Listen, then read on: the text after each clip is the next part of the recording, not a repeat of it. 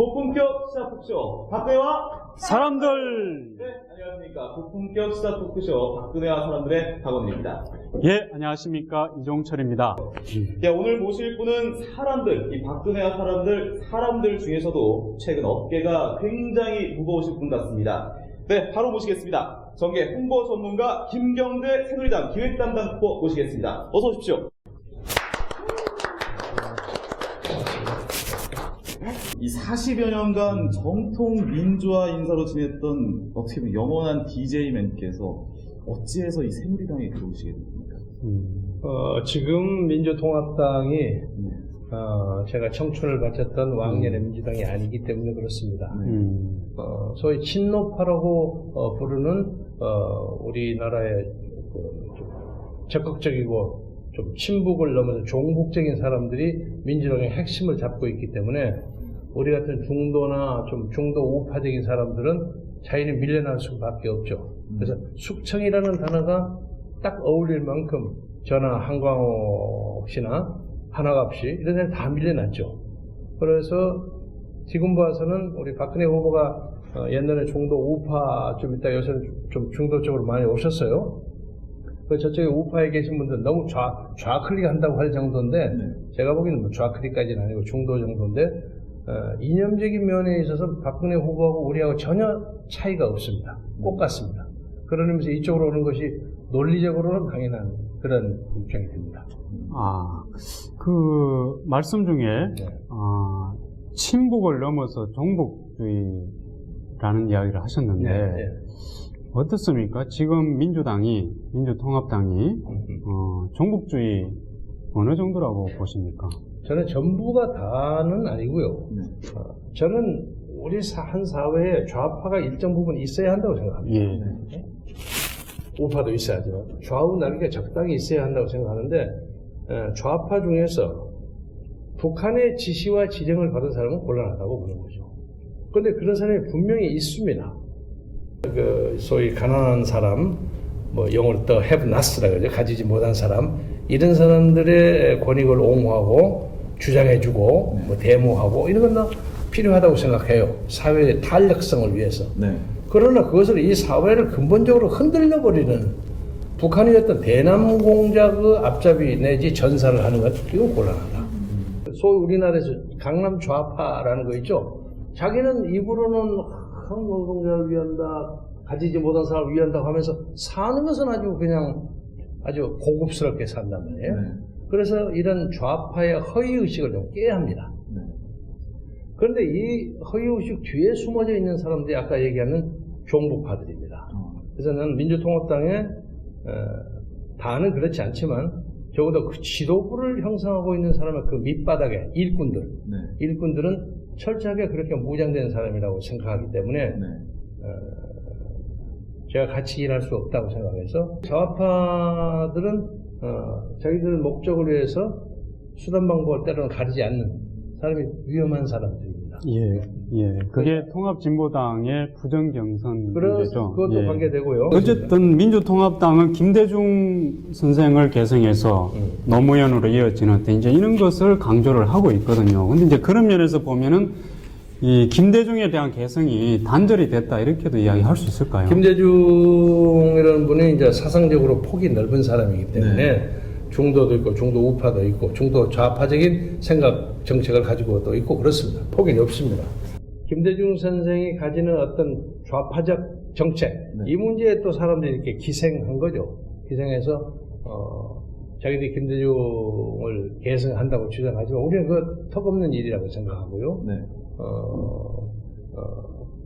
하나가 한광호 이런 등등 사람들이 이쪽에 뭉치게 되면 우리 새누리당에다가 소위 민주계를 하나 만들고 싶어요. 그래서 이렇게 새누리당이 좀 더 전국적인 그 세력과 분포를 가질 수 있는 전국 정당이 될 수 있도록. 그래서 이제 제가 우리가 지향하는 것은 신익희, 조병옥, 장면, 박순천 그리고 김대중까지 온 중도 내지 중도 우파의 민주당. 그게 원래 민주당이 중도 우파 정당입니다. 그 정당의 뿌리를 이 새누리당에 접목시켜서 접붙이다는 나무 접목시킨 것처럼 해가지고 지역의 골고루 대표자가 나오는 그런 국민정당으로 발전시키고 싶습니다. 예. 그러니까 배신을 했다고 하면 우리가 당치도 않아요. 배신 누가 배신했어요? 제가 여기 와서도 김대중 선생이 열심히 얘기하고 다니지 않습니까? 그래서 저는 이쪽 길이 김대중의 정신을 계승 발전시키는 데 더 옳은 길이라고 생각합니다. 그러면 특보께서 그 지금 현재 민주통합당이 김대중 선생의 정신을 계승한다 이런 이야기 하면은 좀 어떤 생각이 드십니까? 어이없죠. 네. 지금 대통령 후보로 나오는 문재인을 지지하는 친노파 이 사람들은 종북적 성향이 강한 사람들이라고 규정하지 않을 수 없습니다. 그러면요, 지금 이 새누리당의 노선은 정통 민주당의 노선과 비슷하다고 아주 비슷하죠. 아주 비슷한데 새누리당 쪽에도 극우파들이 좀 있지 않습니까?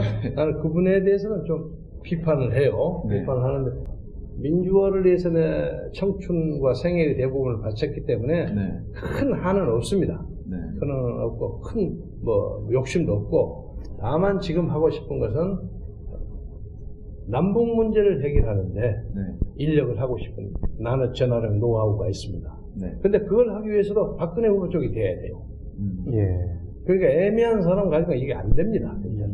그러니까 특보님께서 말하자면 김대중 선생의 햇볕 정책을 개선하기 위해서도 그렇죠. 박근혜가 돼야 한다. 저는 김대중 선생의 햇볕 정책에다가 뭘 붙였냐면 햇볕 정책 4개론이라고 붙입니다. 4계절, 봄, 여름, 가을, 겨울 따라서 햇볕이 능신능구라고 바꿔줘야 한다는 거예요. 무조건 퍼주면 안 된다는 거예요. 저 사람이 그러니까 그게 원래 햇볕 정책의 정신이었다는 말씀이죠. 아니, 그죠? 선생은 그때 그 생각을 안 했죠. 우선 쟤들 그 위험스러운 걸 막기 위해서 좀 갖다 먹여줘야 한다. 인도주의자 그런 입장이었지만 저는 주고받고 하는 걸 좀 정확하게 할 필요가 있다. 가장 근데 궁금한 게 이렇게 박정희 정권에 대해서 하나도 당하셨었는데 그런데 이 새누리당에 들어왔단 말이죠. 그것은 크게 말하면 김대중 대통령 때문입니다. 김대중 대통령은 저에게 무슨 큰 형 같은 분이고 저희 영원한 지도자시고 하는데 김대중 선생은 진심으로 박정희 대통령과 화해하고 용서하고 싶어 했어요. 과거사 문제가 저렇게 복잡하게 핫 이슈가 되어 있는데 뭐 새삼스럽지만 박 대통령은 대한민국에서 가장 크게 비판한 사람 중에 하나인데 제가 어떻게 그걸 할 수 저를 도와달라고 말씀을 하실 수가 있습니까? 과거사 문제는 제가 해결하겠습니다. 그래서 그러면 한번 해결해 보십시오. 그러면 그 강도와 그 성의 같은 걸 보고 그때 내 입장을 정하겠습니다. 과거사 문제를 통렬하게 참여하고 자백하고 비판하는 게 있어야 한다고 생각해요. 그것은 박근혜 후보 한 사람만을 위해서가 아니라 이 나라의 역사를 위해서 필요합니다. 역사의 화해가 있어야 합니다. 그 얘기예요. 그리고 북한 문제 나중에 기회 있으면 얘기하겠습니다만 반세기 동안 대화가 완전히 단절된 북한하고 통일 운운하고 완전히 하기 전에 아니 이 동서도 대화를 못하고 무슨 놈의 통일을 합니까? 거짓말이지. 그래서 저는 이것을 박정희 대통령이 아니면 박근혜 후보가 푸는 것이 꼭 필요하다고 생각해요. 다른 사람이 풀면 이게 잘 안 됩니다. 풀어야 된다고 생각해요. 그의 적임자라는 걸 바로 김대중 선생이 당신이 적임자다. 당신이 풀어라. 그래서 가이드라인을 주셨습니까? 그렇죠. 그런 거 아닙니까? 그 후에 박근혜 후보가 쓴 글은 굉장히 정체로 단단한 얘기예요. 아버지가 헌법적 가치를 훼손하고 하는 문제는 따로서 하기 어려운 일입니다. 어려운 일입니다. 다른 사람이 박지원 같은 사람이 진정성이 부족하다고 코멘트를 했더니 지가 진정성을 어떻게 압니까?